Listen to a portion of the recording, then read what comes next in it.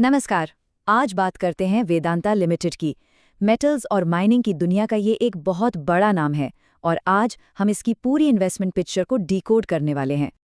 अब देखिए, वेदांता का नाम सुनते ही जबरदस्त मुनाफे और डिविडेंड्स की बात दिमाग में आती है ना। लेकिन कहते हैं ना, हर सिक्के के दो पहलू होते हैं।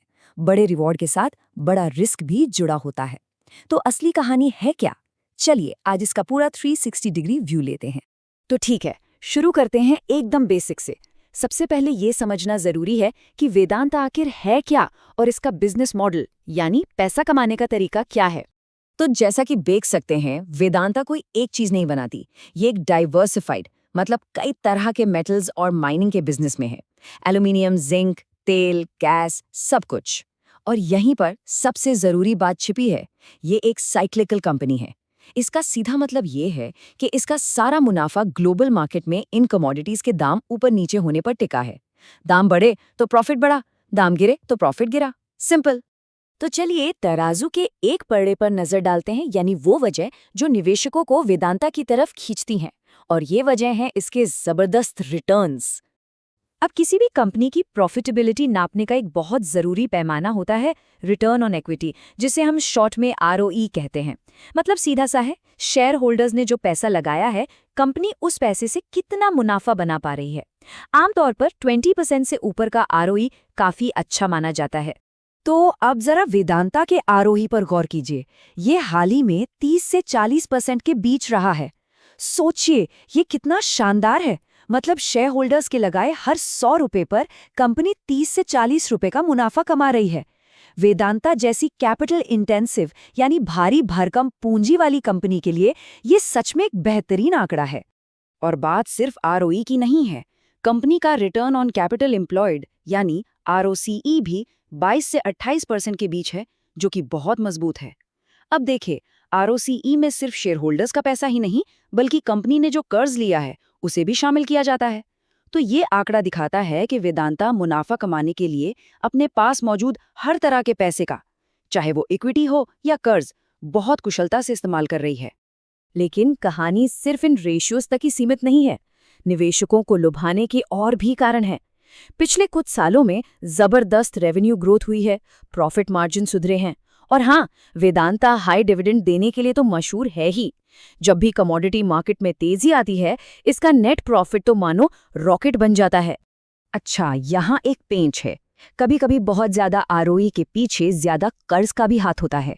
तो अब वक्त है तराजू के दूसरे पल्ले को देखने का, यानी वो रिस्क्स जो इस पूरी कहानी को एक नया मोड़ देते हैं। और यही है वेदांता का सबसे बड़ा विरोधाभास, इसका कोर कॉन्फ्लिक्ट। एक तरफ है जबरदस्त मुनाफे जो आते हैं कमोडिटी की ऊंची कीमतों से, और दूसरी तरफ है भारी भरकम कर्ज जो मंदी के दौर में एक बहुत बड़ा खतरा बन जाता है।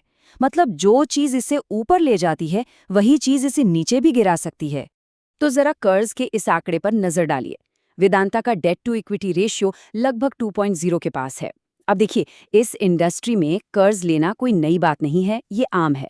लेकिन 2.0 का रेशियो थोड़ा ज्यादा माना जाता है, और असली मुश्किल तब आती है जब मार्केट का साइकिल घूमता है और मंदी का दौर आता है।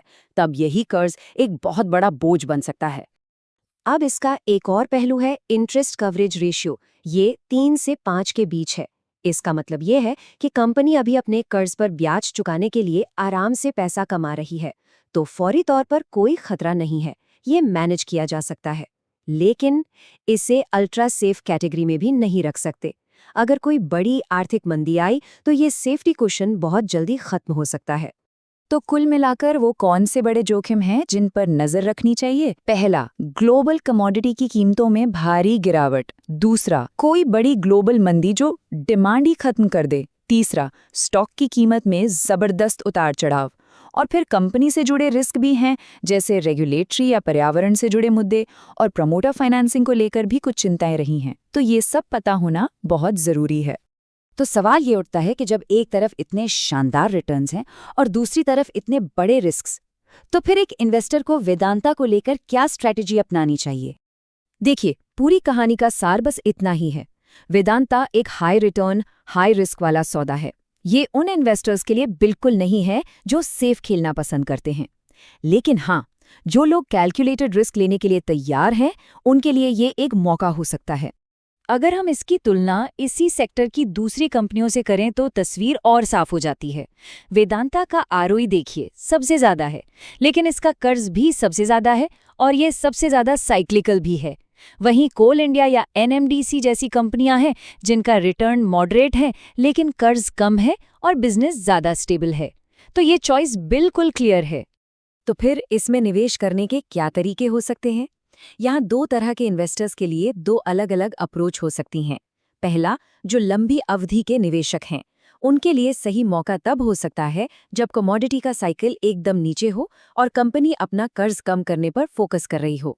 दूसरा, शॉर्ट टर्म ट्रेडर्स, वो इसकी भारी वॉलेटिलिटी का फायदा उठा सकते हैं, लेकिन यहाँ एक सख्त स्टॉप लॉस रखना बेहद जरूरी है। और एक आखिरी चीज जिस पर नजर रखनी चाहिए वो है भविष्य का एक बड़ा इवेंट। कंपनी अपने अलग अलग बिजनेस को डीमर्ज करने यानी अलग अलग कंपनियों में बांटने की योजना बना रही है। अगर ऐसा होता है तो इससे शेयर होल्डर्स के लिए और ज्यादा वैल्यू अनलॉक हो सकती है। तो कुल मिलाकर वेदांता जोखिम और इनाम का एक हाई स्टेक गेम पेश करता है। यहाँ बड़ा मुनाफा कमाने की संभावना है तो बड़ा नुकसान उठाने का भी खतरा है।